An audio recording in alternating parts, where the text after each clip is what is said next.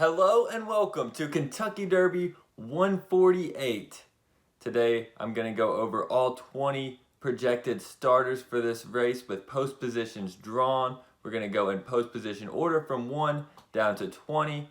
We're also going to give you a pace projection looking at the race as a whole, and then I'm going to make my top picks and give you some of my favorite long shots. Let's waste no time getting into the start of this video and start with the horse that drew the rail, the number 1 horse, Mo Donegal.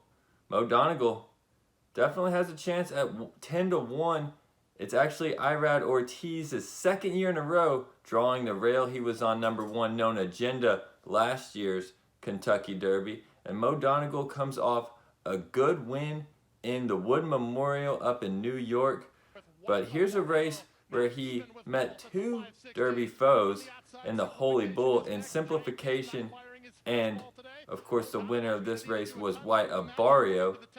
Now this race actually also featured Tiz the Bomb, so competed against 3 Derby horses in this race, and he got caught up in some traffic, came on strong to finish 3rd late, almost got up to 2nd place past Simplification.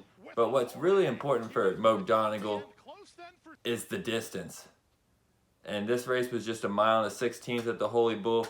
He's run better at a mile and an 1/8, including the Wood Memorial and the Remsen. Both races he won. The Remsen he won over Zandon, who is actually the morning line favorite in this race.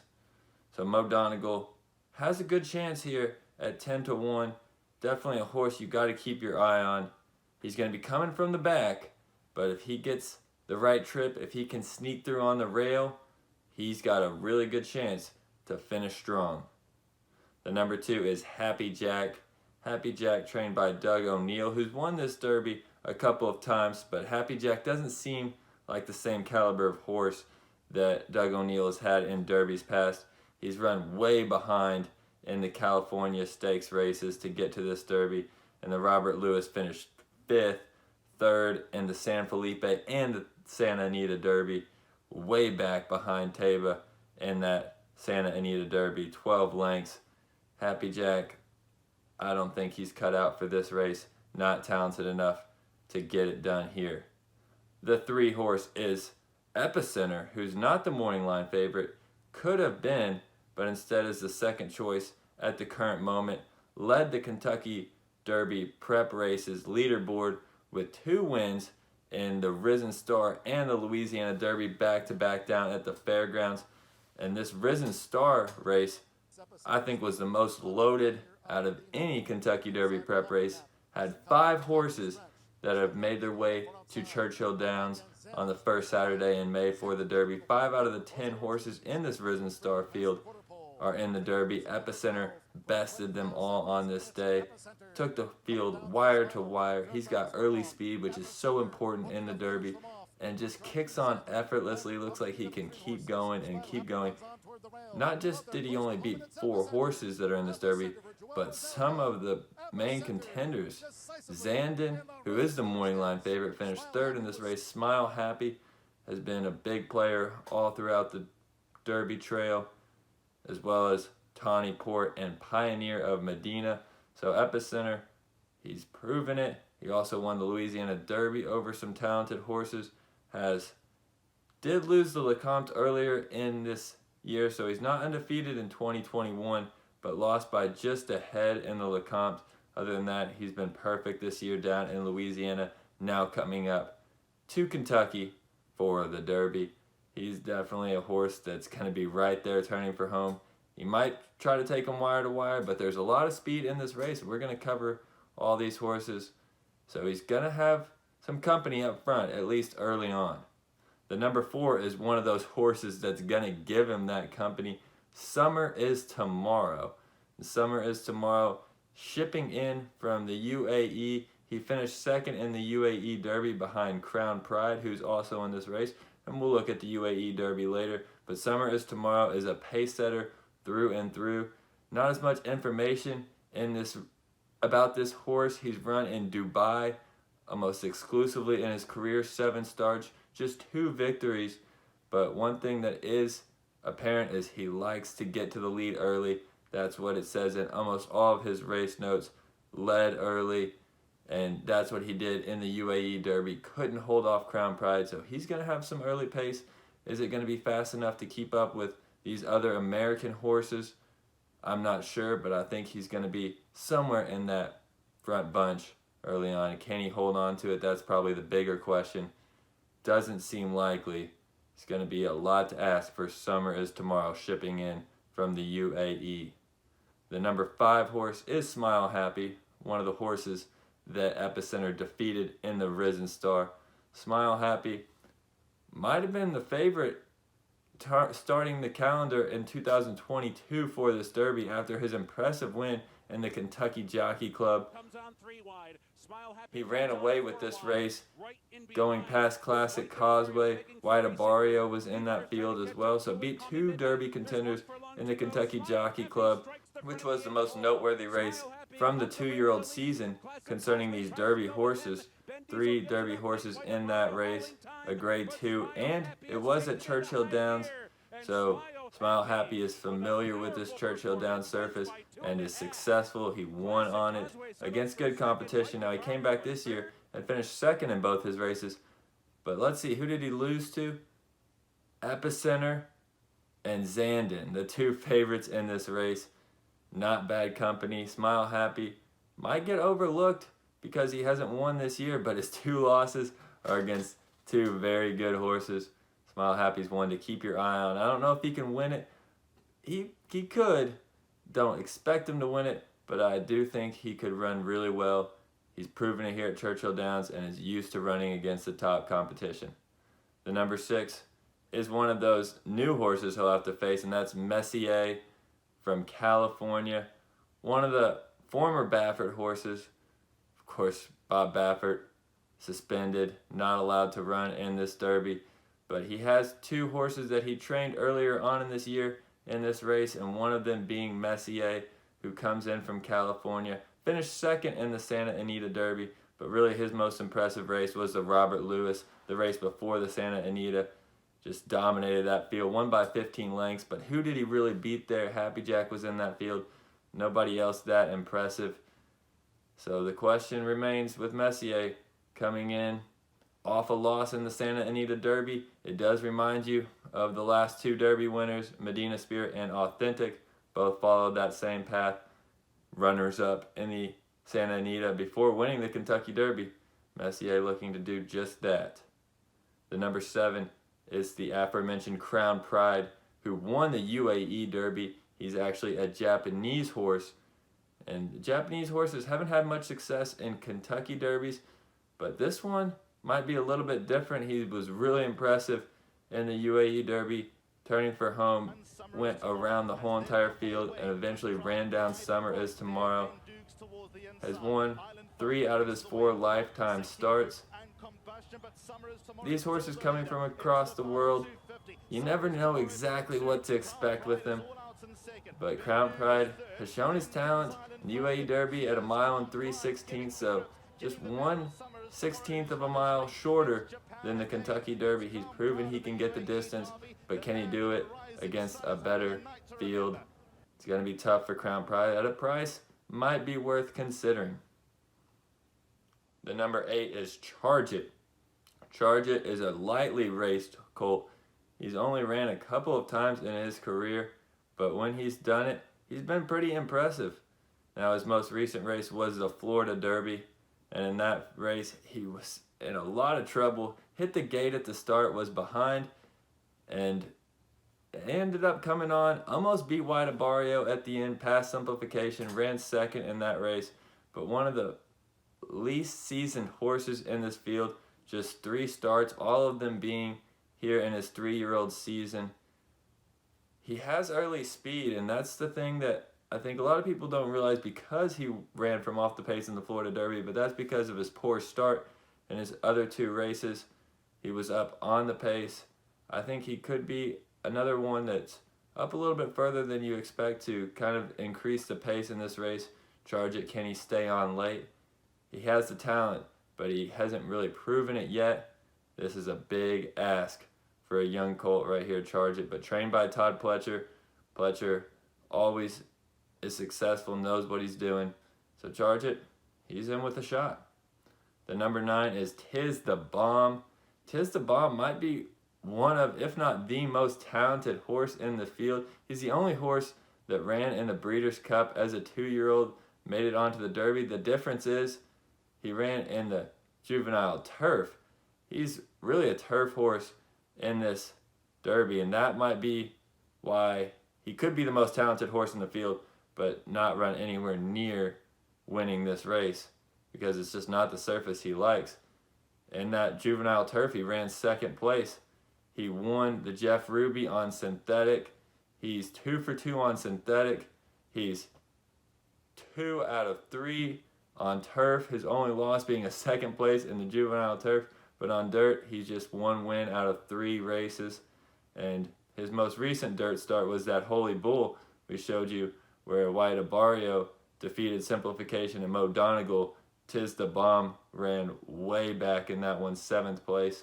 So does Tiz the Bomb do what he did in the Jeff Ruby Stakes, where he looked so impressive going by Tawnyport, both of them moving up and getting at the top of the stretch, just taking over, clearly looking like the 2 best horses in the field. But that's a different surface than what he's going to be experiencing at Churchill Downs. I think that's going to make it very challenging for Tiz the Bomb, especially in traffic, getting dirt kicked up in his face. I don't think he's going to appreciate that with the middle post position. He has the talent. If he somehow gets a good trip and doesn't have to worry about the dirt and the kickback, he could definitely hit the board. But I think the odds of that are just so slim. He's going to be in a lot of traffic. I don't think he's going to appreciate it and not run his best race because of it. Now, number 10 is the morning line favorite, and that is Zandon. Definitely interesting that he's the morning line favorite, considering he's just got 2 wins out of 4 lifetime starts. But his most recent race, the Bluegrass, might have been the most impressive race of any in the Derby Prep Series, coming from dead last in the Bluegrass, closing into a slow pace, just sweeping by the whole entire field and winning it convincingly in the end, passing Smile Happy like he was standing still.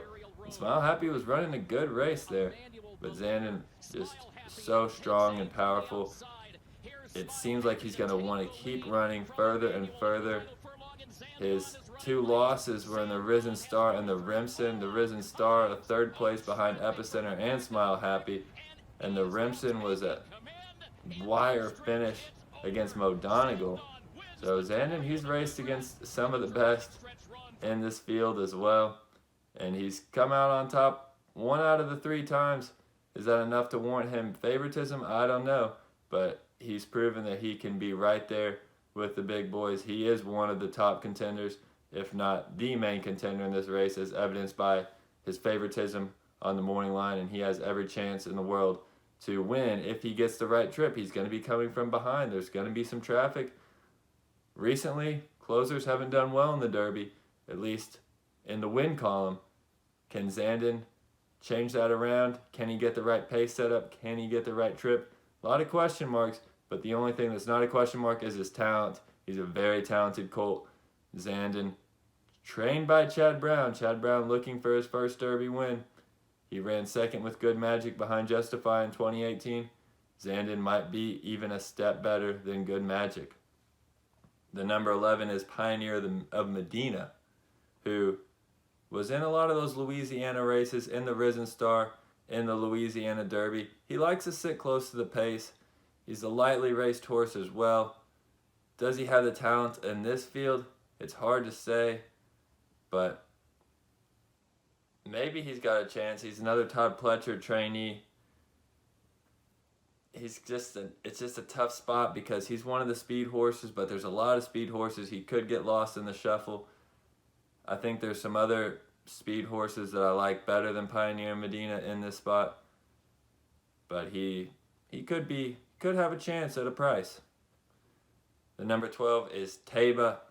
Taiba won the Santa Anita Derby. He's the other former Baffert trained horse who is now under the care of Tim Yakteen, and he won that Santa Anita Derby in scintillating fashion, overtaking Messier down the lane. He's the only undefeated colt in this field, but that record stands at just 2 for 2. Came straight out of a maiden victory to the Grade 1 Santa Anita Derby. It was a small field, just 6 horses in the Santa Anita Derby. The maiden race, only 7 horses in that one. So it's a totally different world that Taiba is walking into in the Derby. A 12-1 morning line. It's interesting because a lot of people expected him to be lower odds, might be closer to 8-1, maybe even 6-1 come post time, knowing that's a former Baffert horse winning the Santa Anita Derby, undefeated record, a California horse who they've been so successful in recent derbies. But just 2 lifetime starts, hasn't seen this kind of field. It's a lot to ask. He's got the talent, but lacking the experience. Just one of these question marks in the Derby that makes it so interesting. The number 13 is Simplification. And Simplification has kind of been all over the place in recent races. He's ran in the Florida races, the Holy Bull, Fountain of Youth, and Florida Derby. In a couple of those races, he came from behind. Then in the Florida Derby was up on the lead. With mixed results in all of them, he won the Fountain of Youth, finished second in the Holy Bull and third in the Florida Derby. White Abarrio beat him in both the Holy Bull and the Florida Derby. So, can Simplification turn the tables on that horse and the rest of the field? I don't know. I think there's some better horses to use, but he is another interesting one at a price. Maybe you include him. It won't be for me. The number 14 is Barber Road. Barber Road was on the Arkansas Derby trail, ran in the Southwest, the Rebel, and the Arkansas Derby. He was another horse that had mixed results, finishing underneath in all of those races. And he's one of the deeper closers in this field. He's going to come from way out of it, try to get a piece. I think at a nice price, he could be one that's passing a lot of tired runners late that are worn out from the pace. If he gets a good trip at a price, definitely one to include underneath in a trifecta, in a superfecta. Can he win? I don't think so. But I think that he could pick up the pieces if there's enough tired horses and enough space late. That would be the long shot that I like, the number 14, Barber Road.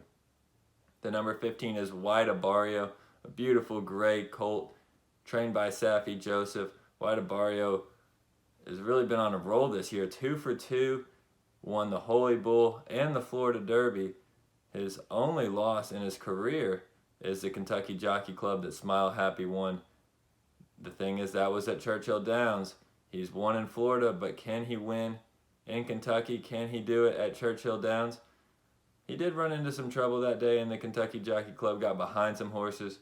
Now, in this race, the Florida Derby, he got out into the clear, was able to pass the tiring horse to Simplification, and went on to win this race, holding off Charge It. White Abarrio has beaten talented horses in both the Holy Bull and the Florida Derby. There's no doubt about it. Beat Simplification, Mo Donegal, Tiz the Bomb in the Holy Bull. Beat Charge It, Simplification once again, Classic Causeway in the Florida Derby. He's taken out some good horses, but can he do it again at Churchill Downs? It's another step up. It's worth asking though at 10-1.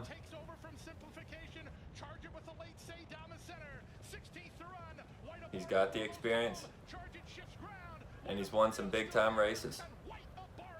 Another horse that's won a big-time race recently, Cyberknife, taking the Arkansas Derby. The Arkansas Derby, not as strong as it has been in other years, in my opinion this year. Not the greatest horses in this field. The only horse coming onto the Derby from that race, Barber Road, who finished second. Secret Oath, the filly, ran third in this Arkansas Derby. Cyberknife made a move on the backstretch to get into the lead. He usually is a mid-pack runner. That pace was a little slow, and he was able to slip through. Got a good trip, took advantage.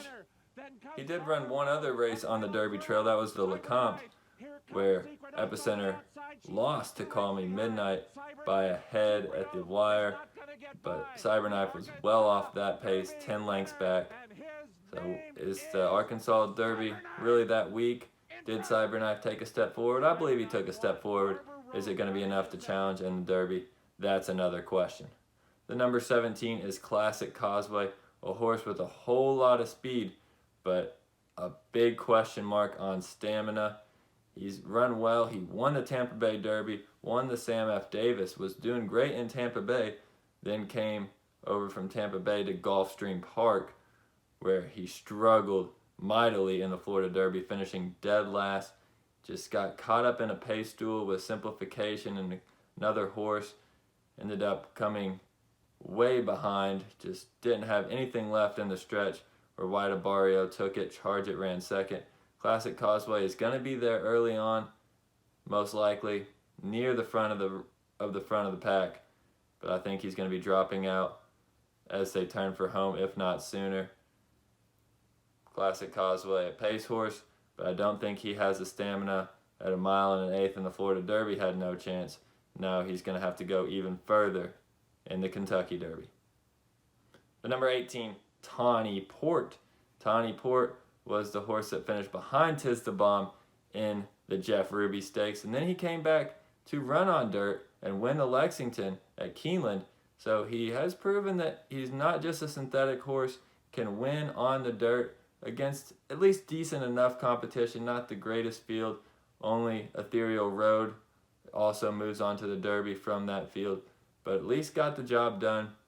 He's going to come from the middle of the pack, maybe the back.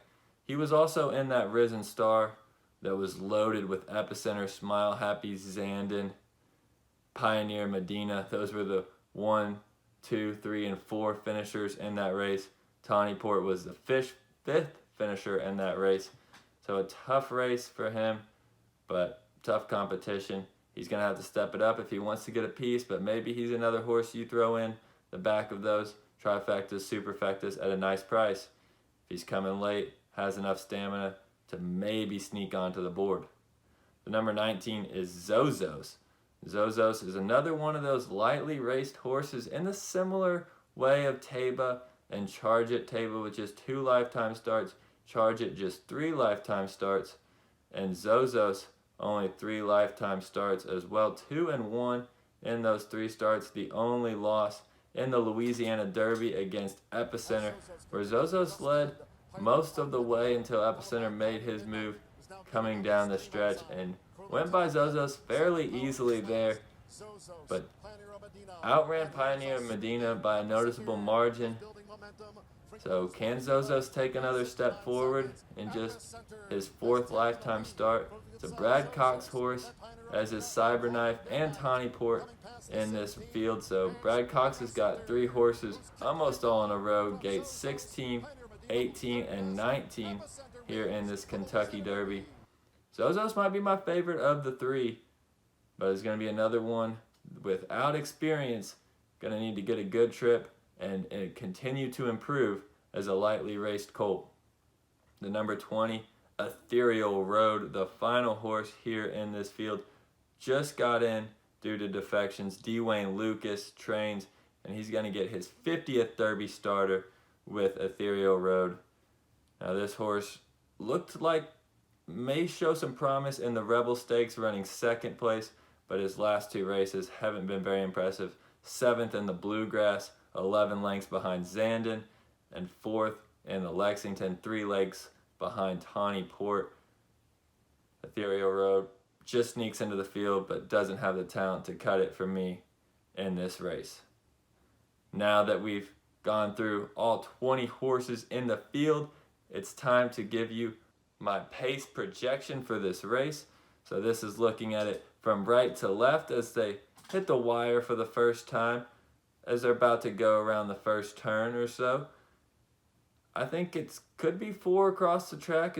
I think one of those 4 without a doubt will be your leader. The number 4 Summer is tomorrow, the UAE Shipper. The 6 horse Messier got a lot of speed out in California.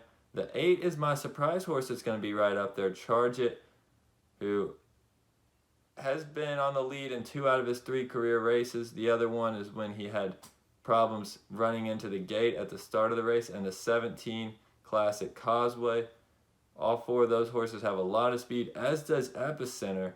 The 3 horse could be the favorite come post time. I have him just off the leaders, tucked right inside that main pocket of this field. Then some of the other pace horses, a lot of them coming from the outside post. It's going to be interesting to see how they all sort themselves out.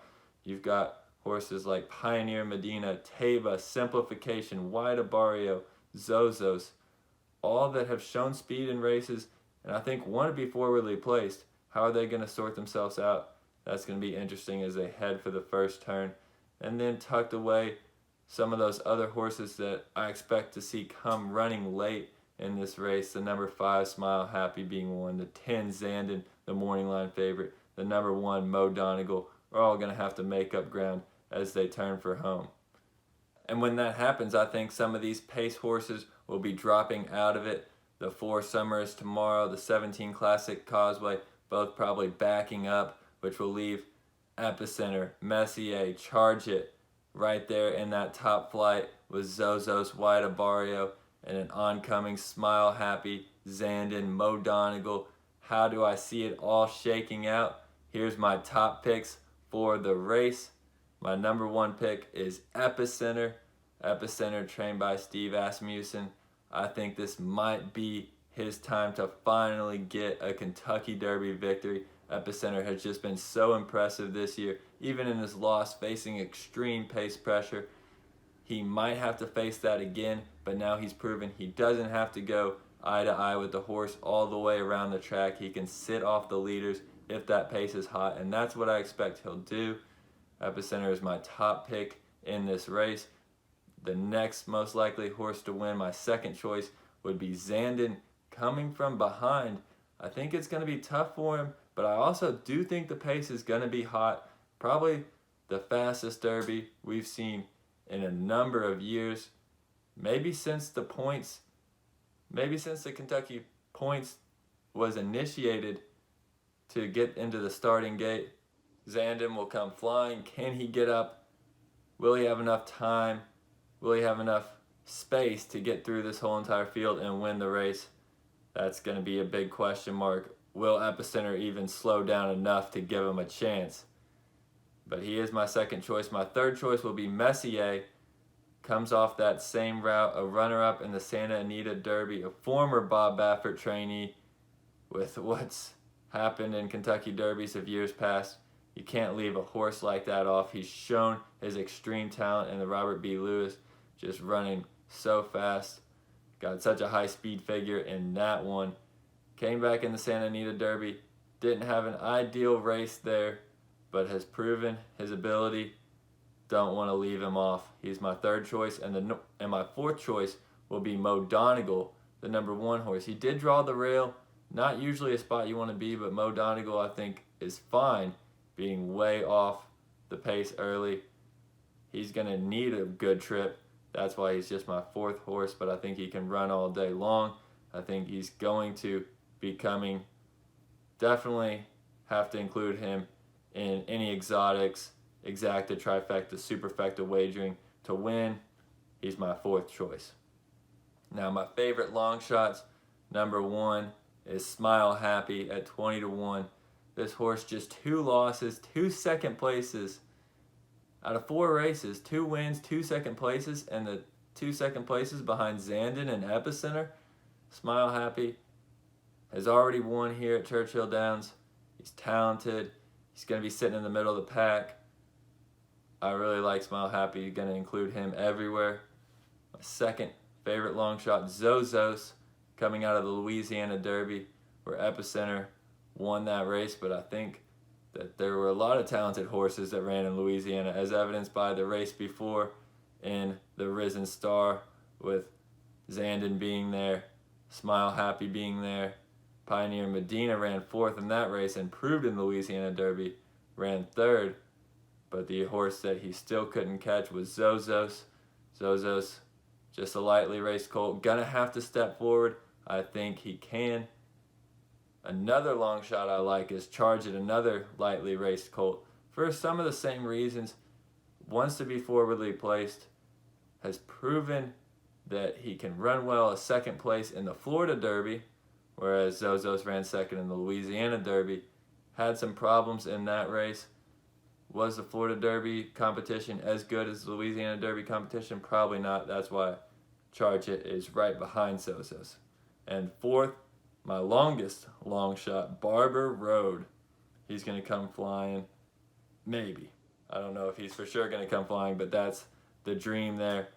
Underneath on a trifecta, superfecta, Barber Road. He's a horse that's just going to make a run at the end, and he makes up ground. Will it be enough? I'm not sure.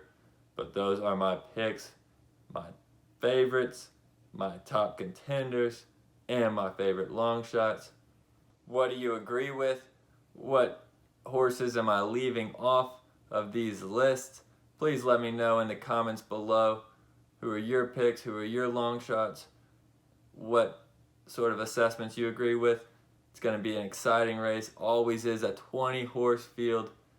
Some of the best 3-year-olds in the country and in the world racing the Run for the Roses. Good luck to all. Hopefully we can cash some tickets. Looking to cash a big ticket. And I think with this handicapping, anybody has a chance now to cash a good ticket. Good luck to all players and enjoy the race.